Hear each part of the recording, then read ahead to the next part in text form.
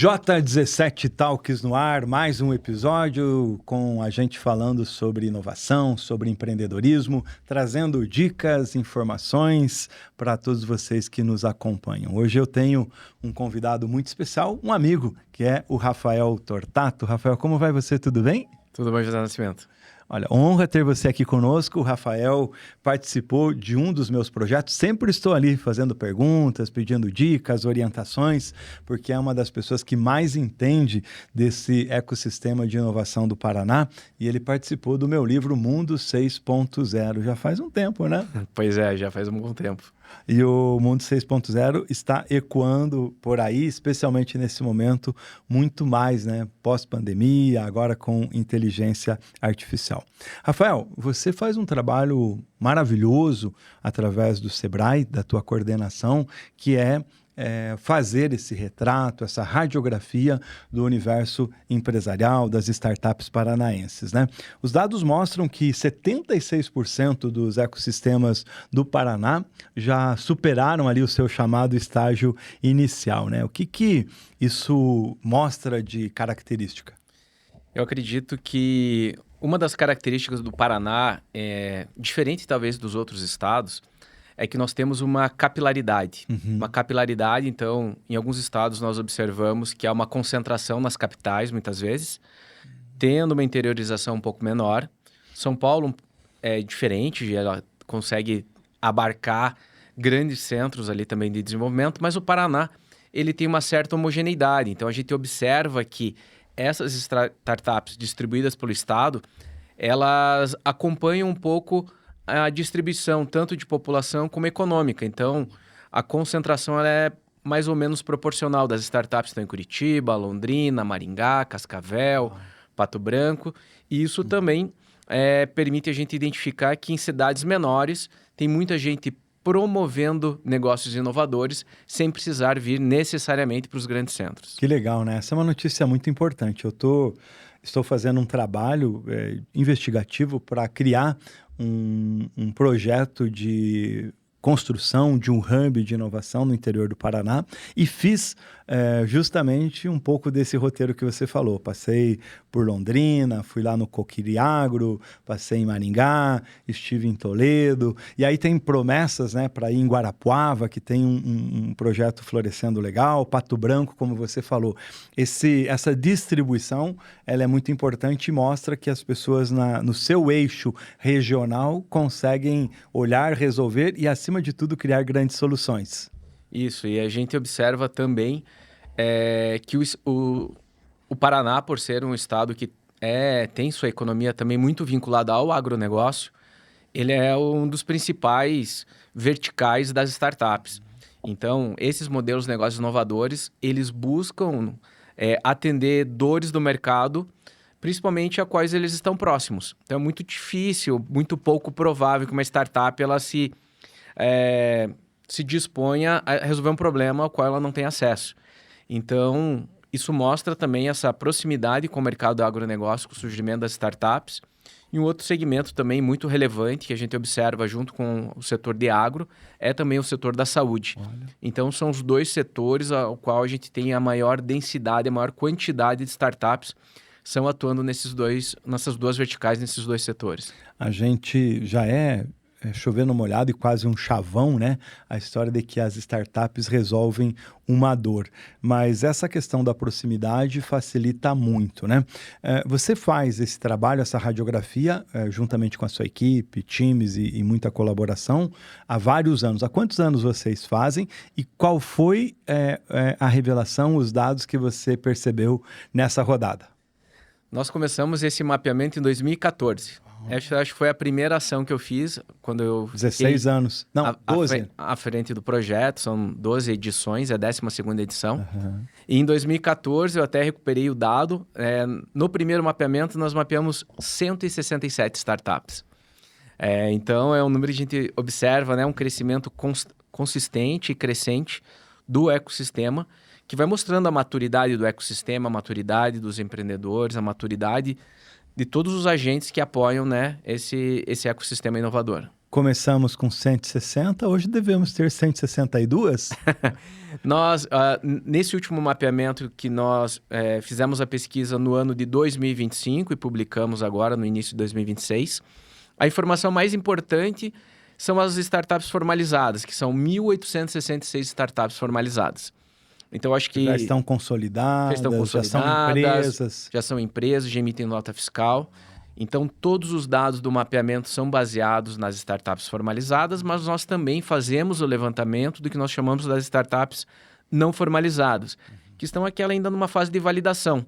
Já possuem um produto, mas estão testando, estão realizando as primeiras vendas. Então, essas startups, a gente também fez um levantamento, são 591 startups em todo o estado. E é importante também esse número para nós identificarmos a força do fomento, o quanto que nós estamos fomentando o surgimento desses novos negócios, mesmo que muitos deles não deem continuidade. Né? Porque você falou lá no início 160 mapeadas de um total, de um universo. Hoje, só não formalizadas são mais de 500. Exatamente, são quase 600 startups não formalizadas no último mapeamento, e isso mostra... Terreno fértil. Terreno fértil para o surgimento de novas ideias. E também a gente observa que muitas startups que na primeira ideia, eventualmente, aquela ideia ela não se mostra viável, uma continuidade, uma segunda opção, esse novo empreender, ele acaba gerando uma maior chance de dar certo. Então, essa maturidade, muitas vezes, o quanto antes errar, melhor. Né? Então, isso também é um dado que é interessante. A gente falava agora há pouco do Empretec, e o Empretec tem lá as características do comportamento empreendedor. Eu lembro disso, só não pode tomar aqui que eu lembro que eu aprendi. Entre elas, a questão da resiliência, da persistência, né? E quando você fala que às vezes o negócio não deu certo nesse momento, não significa que ele está acabado, né? Um realinhamento na formatação do produto, um ajuste na precificação, no mercado, é como um reloginho, né, de ajuste fino. Pequeno ajuste pode fazer com que o teu negócio volte a ser colocado em pé, e a palavra-chave em relação ao empreendedor é resiliência, persistência, garra. Sim, perfeito, Nascimento. Porque a gente tem como um conceito nesse universo das startups que mais importante do que você se apaixonar enquanto empreendedor pela solução que você criou, é você talvez se apaixonar e compreender a fundo o problema a ser resolvido. Né? Então, entender a fundo aquele problema, e aí isso muitas vezes vira um propósito, e às vezes na primeira tentativa o mercado não responde de forma positiva a solução proposta, mas o que a gente chama na linguagem das startups da pivotagem, né? Que vem lá do pivô do basquete, que é você manter uma base se deslocando, às vezes, para uma nova ótica, uma nova solução para o mesmo problema, tem muito mais chance de dar certo. Então, nós observamos também que, às vezes, um risco maior do empreendedor é quando ele começa pela solução, por uma ideia, e não pelo problema, né? Às vezes começa pela solução e vai procurar quem tem aquele problema, e às vezes não dá muito certo. Você que está nos acompanhando deve estar aí pensando, né? Sabe aquela pessoa que gosta de moda e diz assim, vou abrir uma empresa de moda, ou que gosta de flores, vou abrir uma floricultura, ou que gosta de tecnologia, vou abrir uma loja de celular, mas vai estar fazendo o que você gosta e etc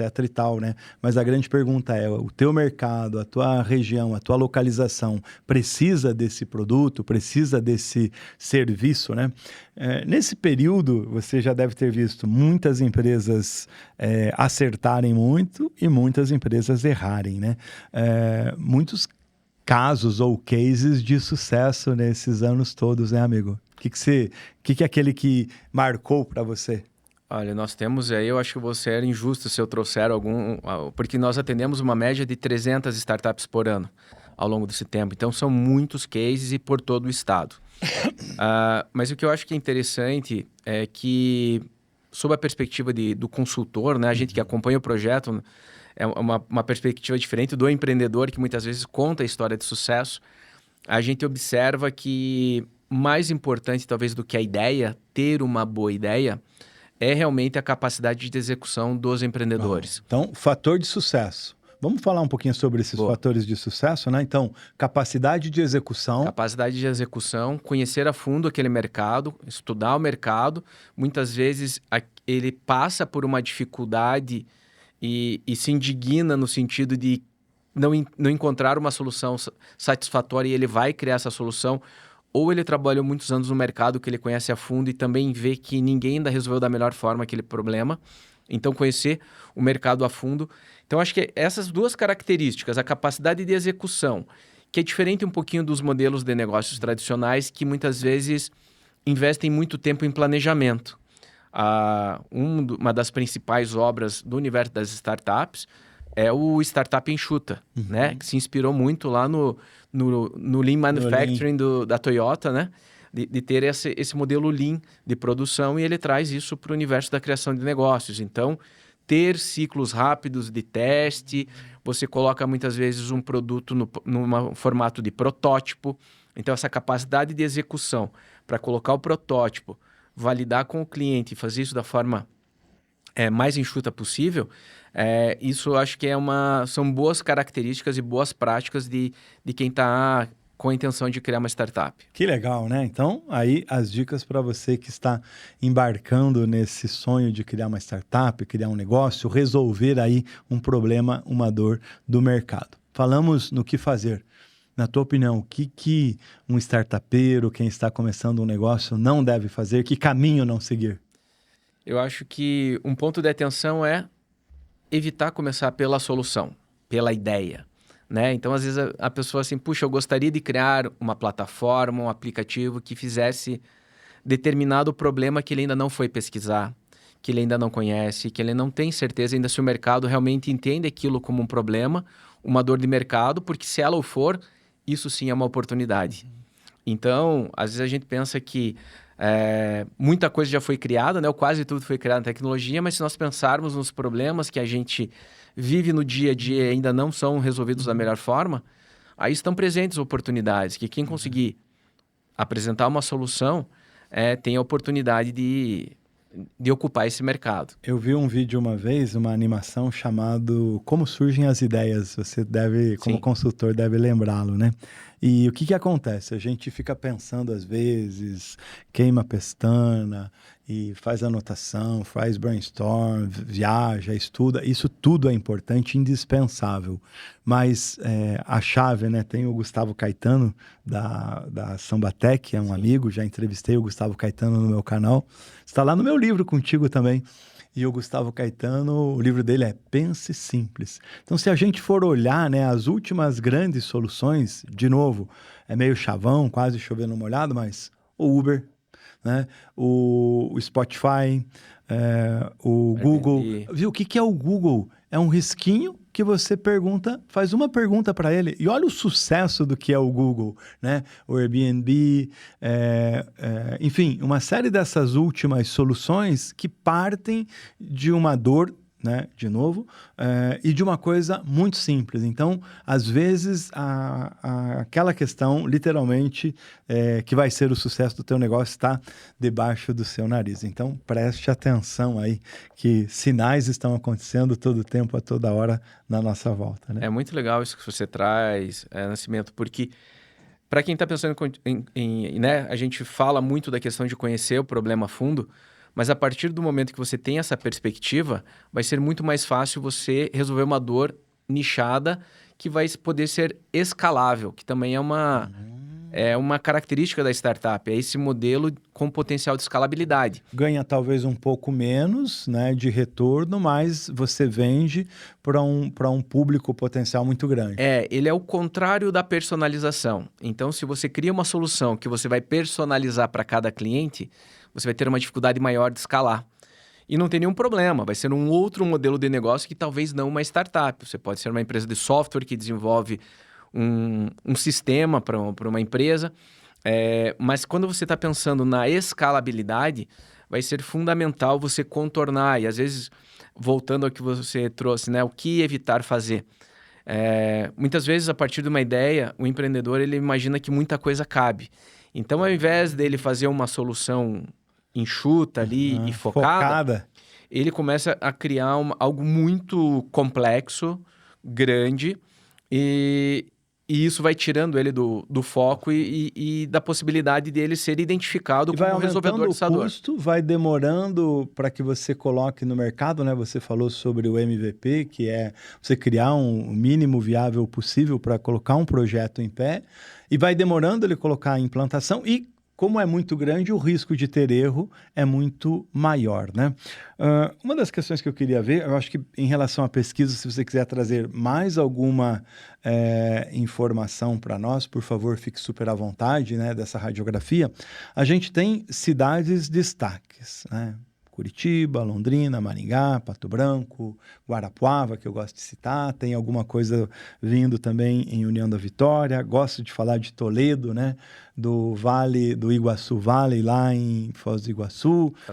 Cascavel, né? Tem também aqui na região de Jacarezinho, coisas novas. Eu fui lá num evento, inclusive, do Sebrae, num arranjo produtivo local do café. Aliás, cafés maravilhosos e o pessoal se reorganizando a partir da realidade deles, né?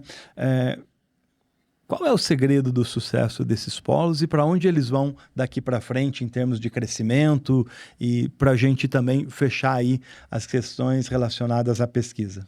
Eu acho que a gente observa a grande quantidade de universidades de forma em todo o estado, distribuídas no estado. Então, essas universidades, junto com outros ambientes de inovação, como incubadoras, coworkings, vai ajudando e criando um ambiente de geração de conhecimento e que podem se tornar negócios.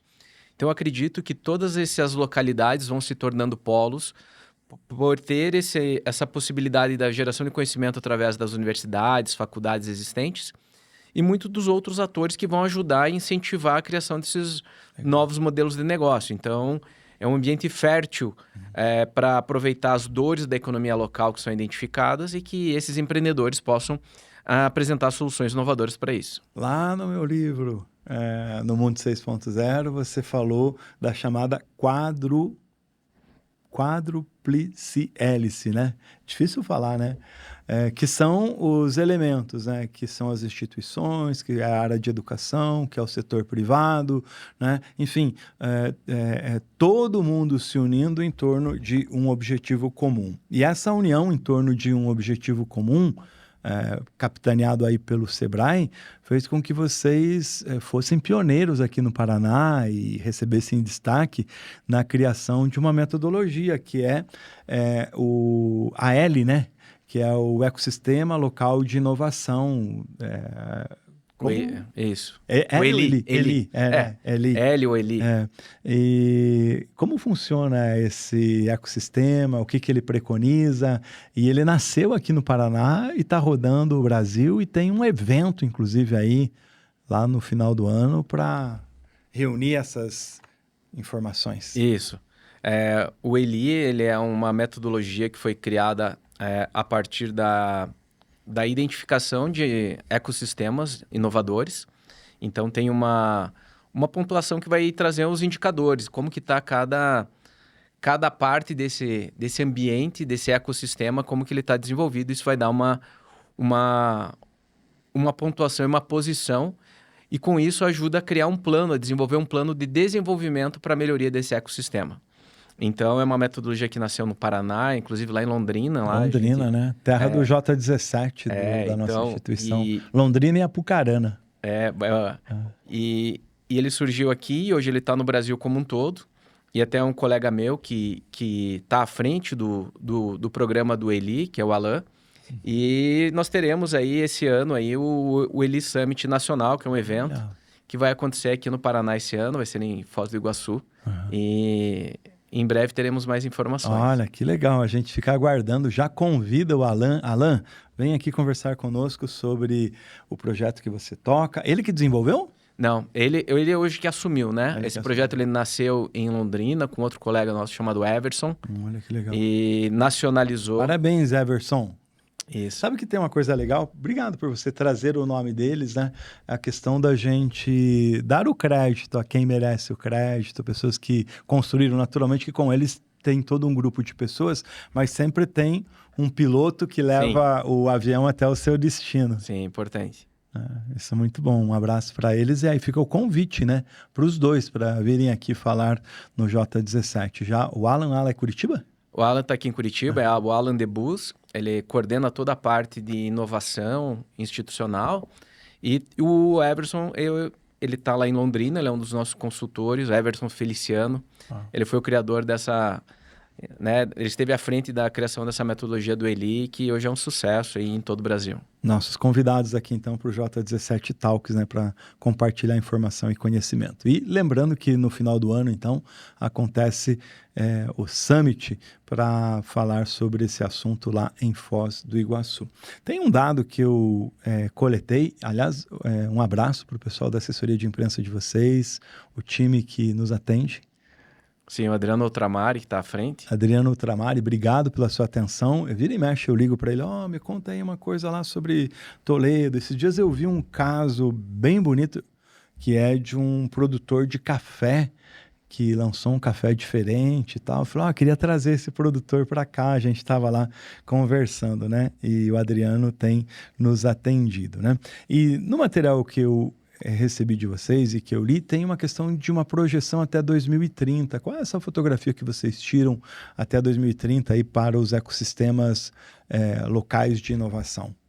Acho que a gente tem uma perspectiva de cada vez mais posicionar o estado do Paraná como estado inovador, né? Eu acho que a gente observa que a inovação ela é uma característica do estado e nós posicionarmos os nossos ecossistemas como ambientes realmente inovadores e posicionarmos o estado, desenvolvendo um trabalho até 2030, para que realmente a gente consiga ter os melhores indicadores e para que as pessoas possam empreender como esse modelo de negócio no Paraná. Então, a gente acredita que cada vez mais atuando no desenvolvimento desses ecossistemas, a gente vai poder transformar a economia a partir da inovação. Que legal.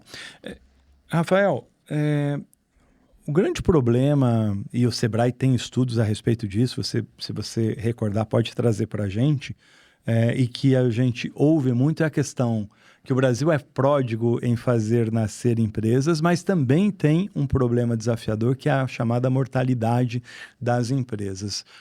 Qual é o olhar, a visão que você tem? Qual é o diagnóstico que você tem hoje do Brasil e do Paraná? E como trabalhar para reverter a chamada mortalidade das empresas hoje no Brasil? Eu acho que esse se a gente fizer um recorte das startups, que é esse público do projeto que eu estou à frente, a gente observa que grande parte das nossas startups, elas têm 3 anos ou mais. Então, isso já é uma maturidade. De alguma forma, uma grande parte delas já passou desse período mais crítico, que é o período inicial, em que você está testando o modelo de negócio. Então, isso demonstra uma maturidade das nossas startups. Então, eu acredito que ter um ambiente que auxilia o empreendedor a desenvolver, principalmente nesse estágio inicial. Então, quando a gente está falando das startups, a gente está falando do empreendedor no estágio inicial, nos primeiros anos. Então, que é a chamada fase de incubação. Fase de incubação, muitas delas estão em incubadoras, então você disponibilizar conhecimento de ponta, não só através de workshops, cursos, consultorias, mas trazer mentores que são muitas vezes empresários já experientes. Sofreram na pele, já tem a casca grossa. Já passaram por aquele caminho e podem ajudar esse empreendedor. Mentoria mesmo, né? Uma mentoria que vai dar muitas vezes sinalizar alguns caminhos possíveis.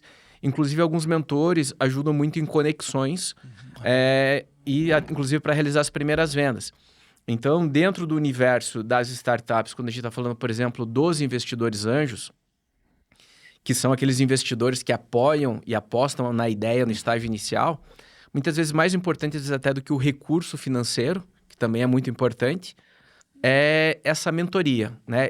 O que a gente chama do smart money, esse conhecimento que é trazido por empresários mais experientes. Que legal você trazer esse olhar, essa visão. Por quê? Porque é um ativo, né, intangível, que é o conhecimento, que é a informação, que é a rede de contato. A gente sempre fica muito ligado naquilo que é mais prático, um curso, um treinamento, uma palestra que naturalmente são importantes. E o próprio dinheiro em si, né? Quanto aportou.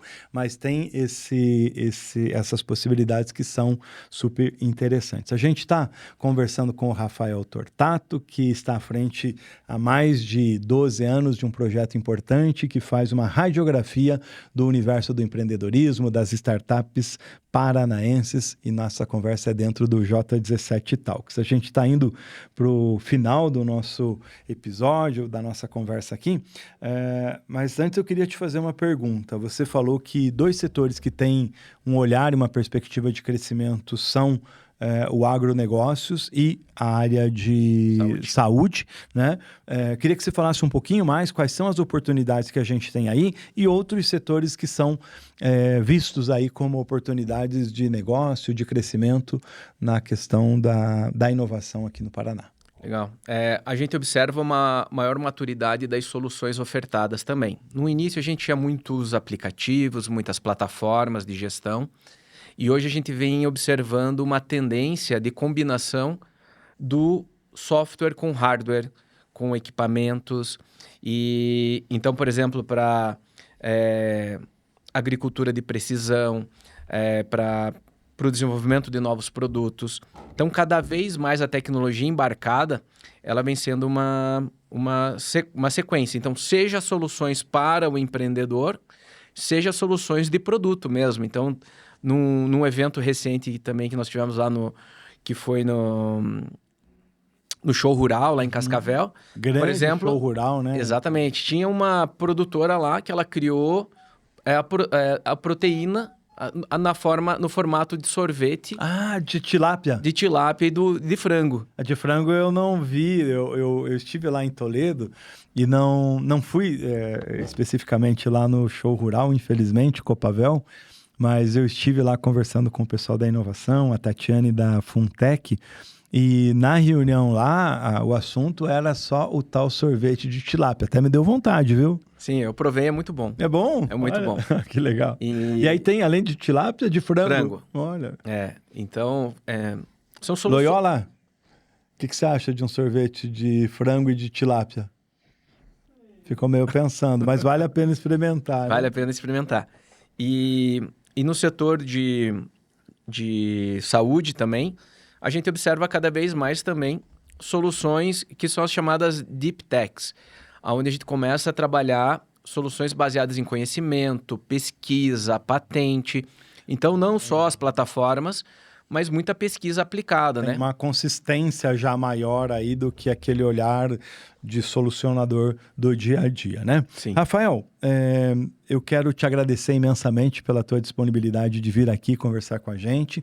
Parabéns pelo trabalho de você, da sua equipe, do Sebrae, nessa investigação, porque dados são importantes e dados, quando bem usados, transformam o mundo, né? Tem até a frase de que as informações, os dados são o novo petróleo, e a gente sabe muito bem disso. Quero que você faça aí a sua despedida, a sua conclusão. Se tiver mais algo a respeito da pesquisa que você queira citar, fique super à vontade. Esse tempo é seu. Obrigado, queria agradecer mais uma vez o convite, a oportunidade para falar desse tema, que são as startups, né? Então, deixar um recado para todos que têm uma startup ou estão pensando em montar uma startup, busquem o ecossistema, tem diversos atores disponíveis para ajudar esse empreendedor, o Sebrae é um deles, mas tem vários outros atores que também apoiam esses modelos de negócios. Então, se você está com a ideia de tirar uma ideia do papel, faça e conte conosco. Que legal, joia. E pense o seguinte, né? A sua empresa, eu gostei muito dessa frase do José Salib Neto e do Sandro Magaldi. A sua empresa, ela não é pequena. A sua empresa está pequena. Com muito trabalho, determinação, garra e etc e tal, ela pode se tornar uma empresa grande. É isso que a gente tem visto nesse Brasil. Pequenas empresas que viram unicórnios e empresas de sucesso. Espero que vocês tenham gostado desse episódio do J17 Talks. Tchau, gente, e até uma próxima oportunidade.